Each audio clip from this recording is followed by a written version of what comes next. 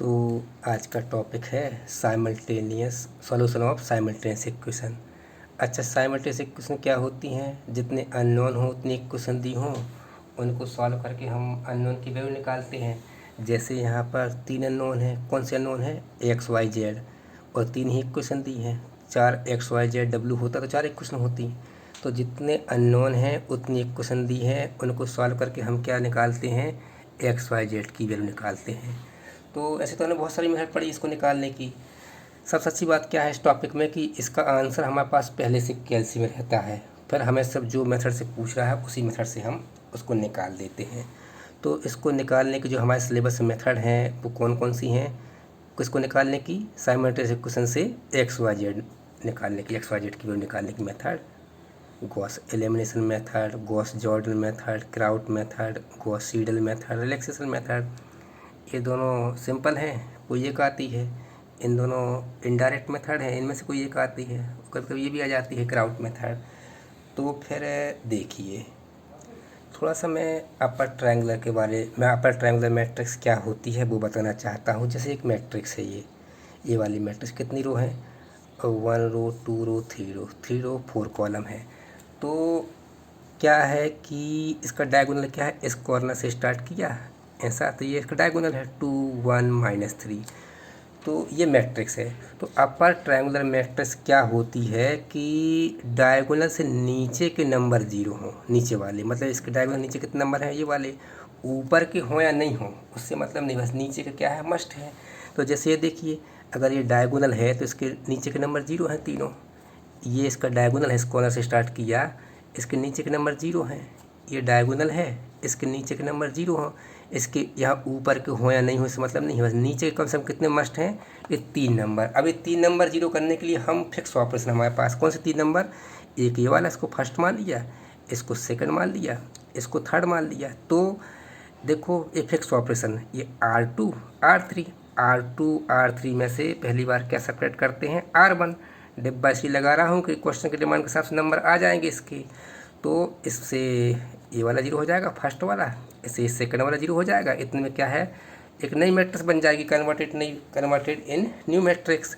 अब इसका नंबर है, तो अब एक बार R1 सब्ट्रैक्ट हो चुका है, अब करेंगे नहीं हम। अब R3 में से क्या माइनस करेंगे? R2। R1 नहीं कर सकते, नहीं तो ये वाले जो 0 किए हैं वो चेंज हो जाएंगे हमारे। तो इसकी हेल्प से, फिक्स ऑपरेशन की हेल्प से क्या हो जाएगा?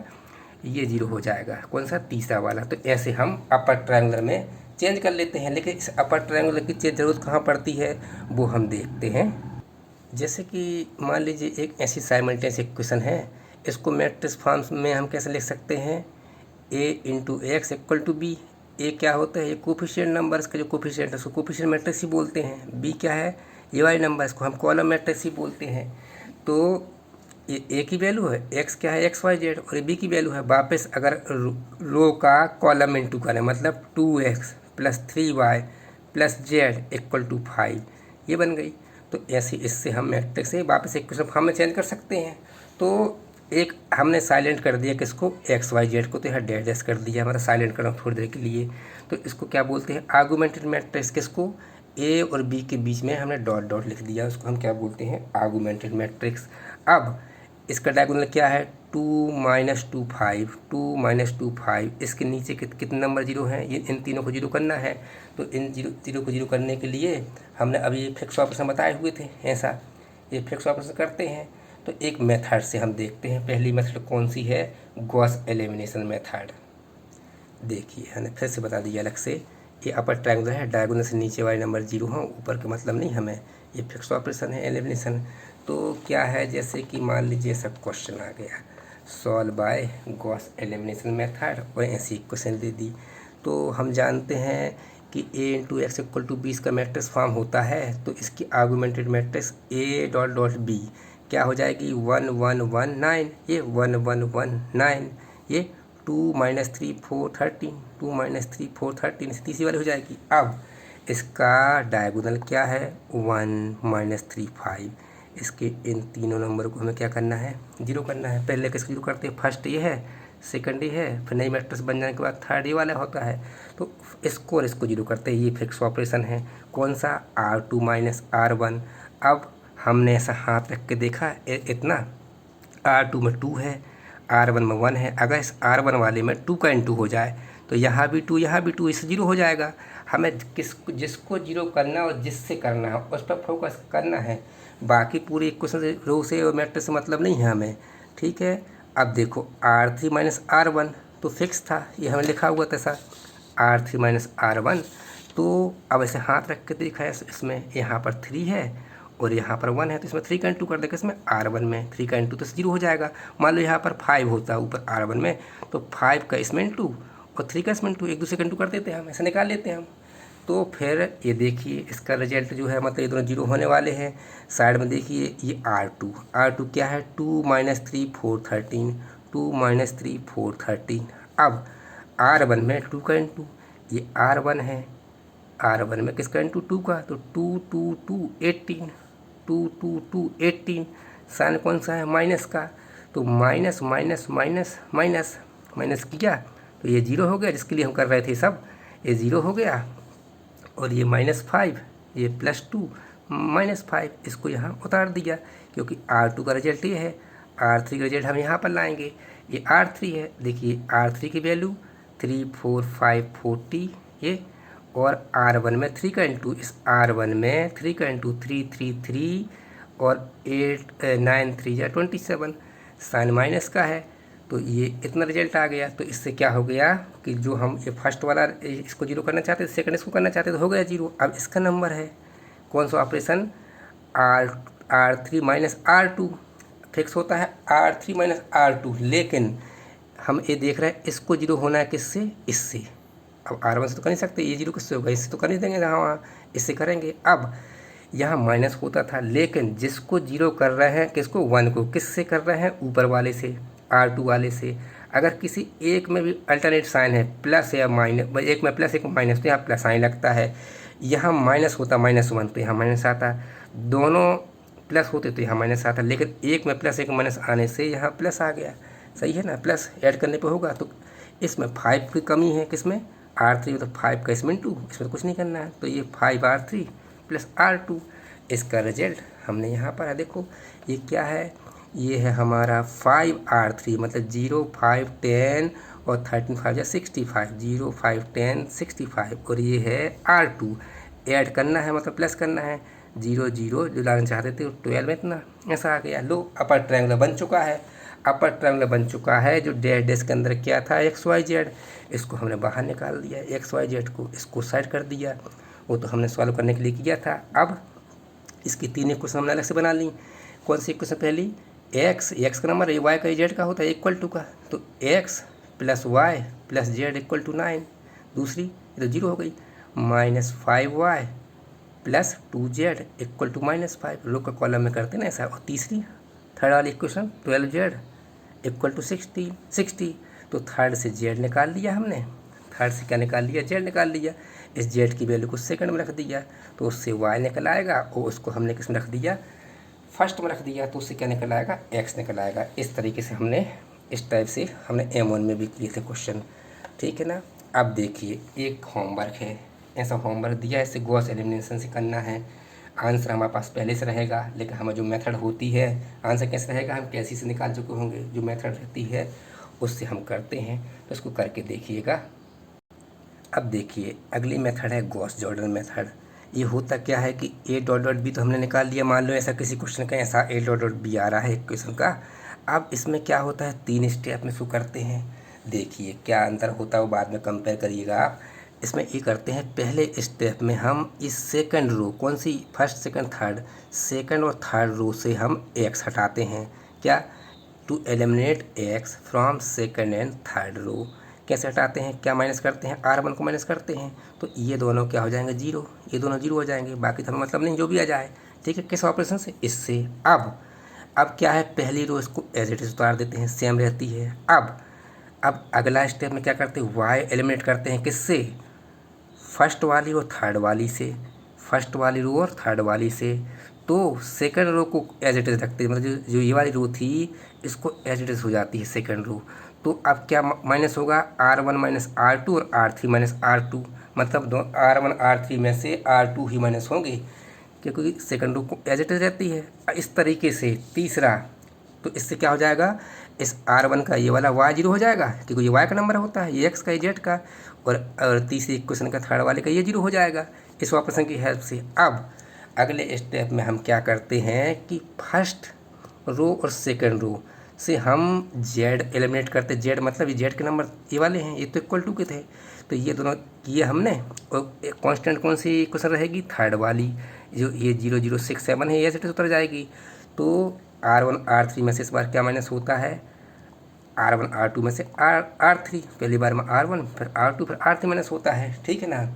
तो हर एक बार जो है ना तीनों इक्वेशन इसमें, तो लास्ट में क्या होता है, डायगोनल के नंबर बचते हैं, ऊपर यहाँ के 0 हो जाते हैं, इक्वल टू बचते हैं। तो इससे क्या हो जाएगा, 6x इक्वल टू 3, इससे 4y इक्वल टू 3, इससे 6z इक्वल टू 7। ऐसे हम इसको सॉल्व कर लेते हैं।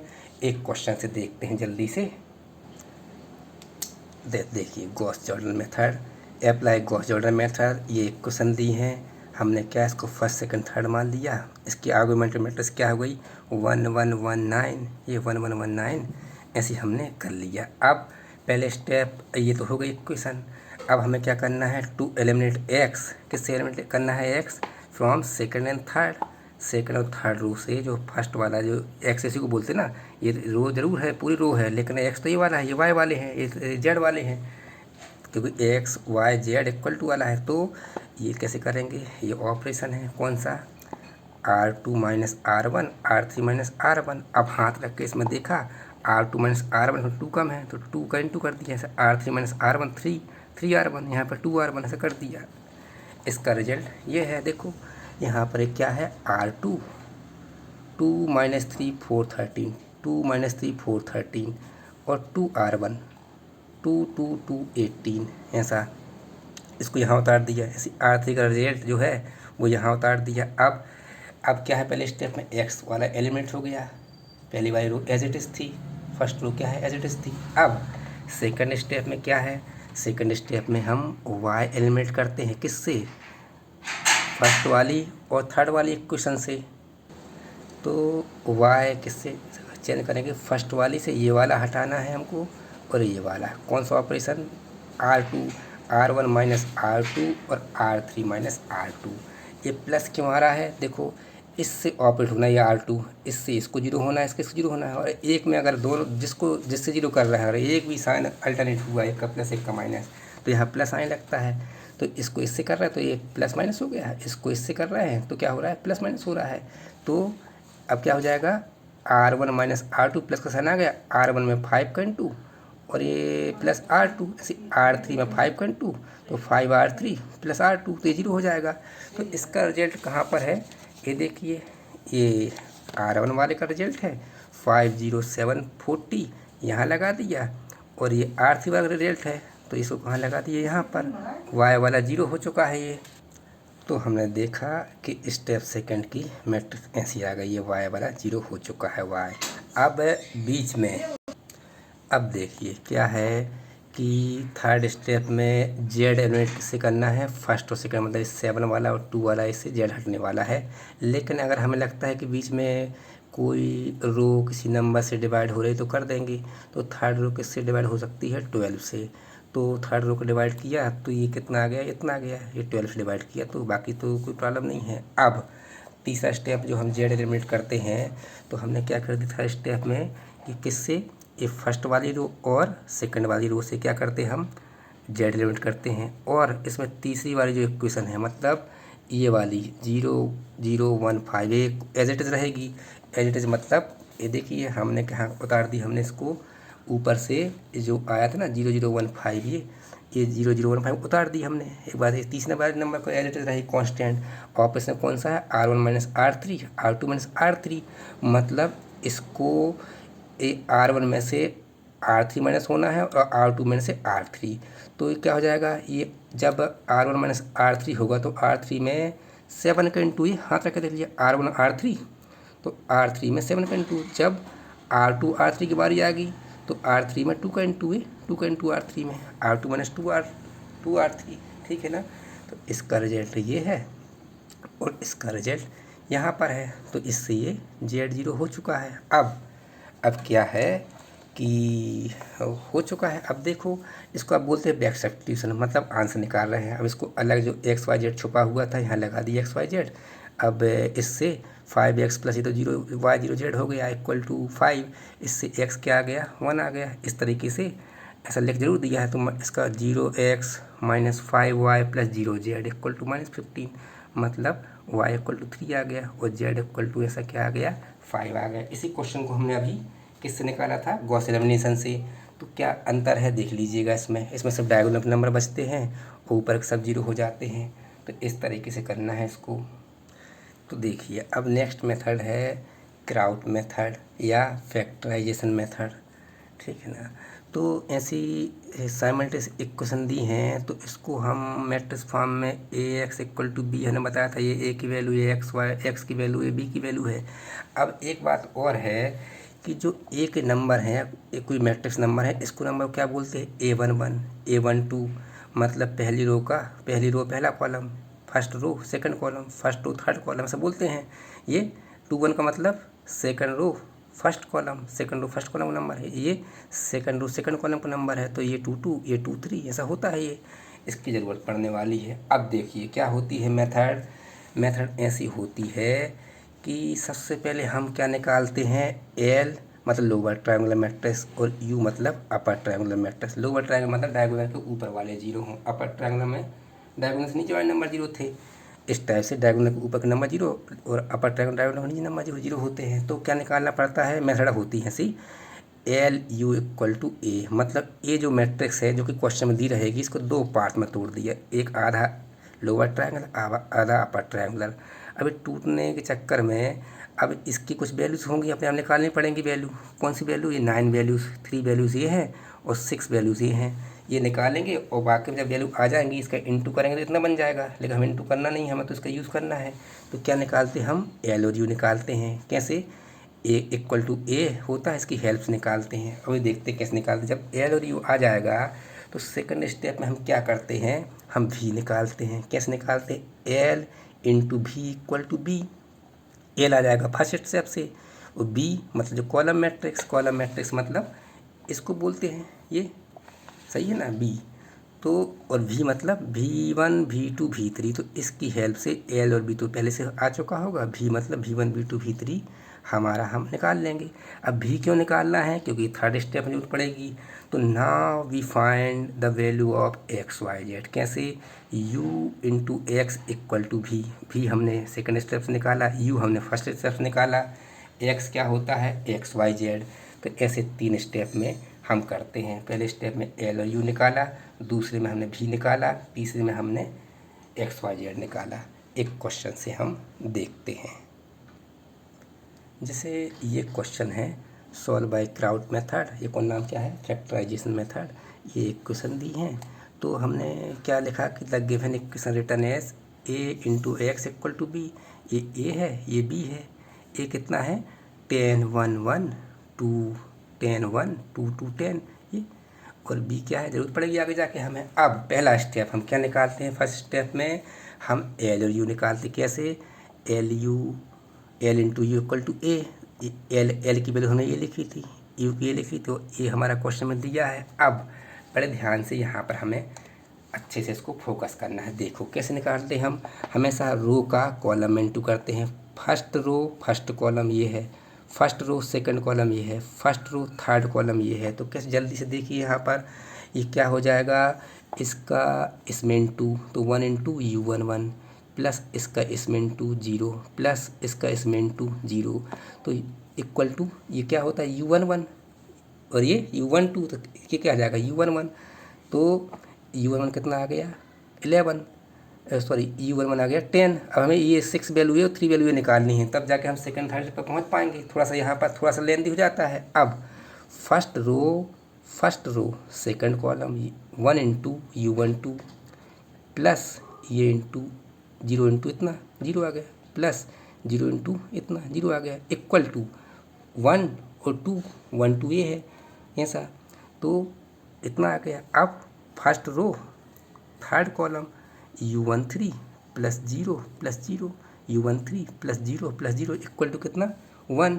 इसकी दिस इक्वल टू 1 आ गया। अब आगे देखते हैं, आगे क्या किया हमने, आगे second row first column L21 into U11, L21 into U11 plus 1 into 0 तो 0 होता है, और प्लस 0 इंटू 0 0 होता है, इक्वल टू ये फर्स्ट रो मतलब सेकंड रो फर्स्ट कॉलम है 2 1 है, ये 2 1 नंबर है ये वाला, इक्वल टू 2। अब U11 आ चुका है, ऊपर से कितना आ चुका है 10, तो L21 कितना आ गया 0.2 आ गया।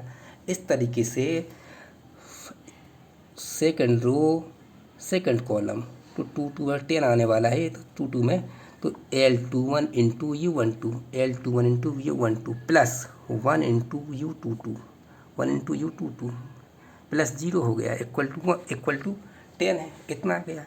सॉल्व किया, ये वाली वैल्यू हमारे पास U12 की वैल्यू पहले से थी, L21 की वैल्यू यहाँ से निकाली हमने, तो वैल्यू निकलती आती पहले से। अब सेकंड रो थर्ड कॉलम का रिजल्ट क्या है, ये है L21 into U13, L21 into U13 plus 1 into U23 plus 0 into इतना तो 0 आ गया, इक्वल टू 1 और 3, ये 1 3 होता है 1 आ गया। ऐसा इस तरीके से अब हम ये first row third row first column, third row second column, third row third column, ये हमने ऐसा निकाला। देखिए ये रिजल्ट है, third row first column, third row second column, third row third column, equal to कोई ना कोई वैल्यू हमारी आ चुकी हैं। ये प्रैक्टिस से ही आएगा, जो आता जा रहा है वो हम लिखते जा रहे हैं, ठीक है ना।